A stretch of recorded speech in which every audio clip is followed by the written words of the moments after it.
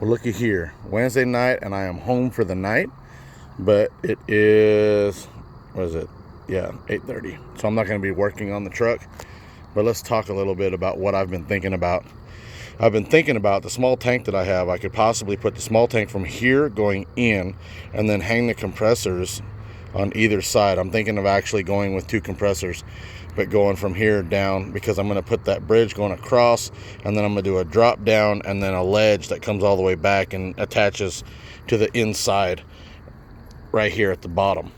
Well, we go that way. Yeah, right there at the bottom where all the rust is. That's why I haven't painted that or even cleaned it up yet, because I'm gonna have to do some more on that. But that would take care of that. And then right on that flat wall, the flat wall that would be right there, I could actually put the valve setup. The valve manifold could go right there, right behind the tank, and then the compressor on either side. Now that would be on this side of the bridge. And then under the bridge, right underneath the bridge, I think there's enough space. If we go here, we can look at it. I still have to check, but I'm pretty sure from the center point here, I can put a mount right underneath this and then put my shocks going from here at an angle, 45 of them, down to the lower link bars down there. Yes, I still have to weld onto those. And what I'm going to use is I'm probably going to use the lower leaf spring mount that has the shock mount on it, and I'll cut it to fit, and then I'll weld it onto the lower part underneath onto that, so that I can get it done. What are you doing, baby? Playing with April. You playing with her? She's like, okay, I'm gonna go over here now. Chase me over here. That's what she wants. Yeah, I know. So that's what I'm doing. I've been told by several people that I can put a T on this, where all I'm doing is I'm just replacing this and this with a T, and then links up to that. That way it eliminates that whole piece there. So that's what I'm looking into that. Summit Racing also makes a delete. Well, it actually makes a manual valve so that you can get rid of this and you can adjust it manually for whatever you want it to proportion.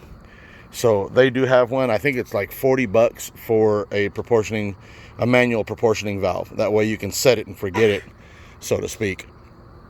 Other than that, that's pretty much all I've got going on here. I also need to get an air dryer to put in there, and somebody's calling me, but I'm going to decline it. Sorry, Joe.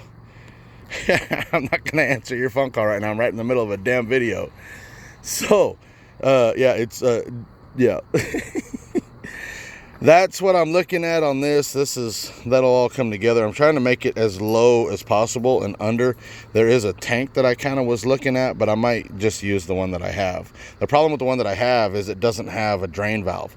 It's got a valve.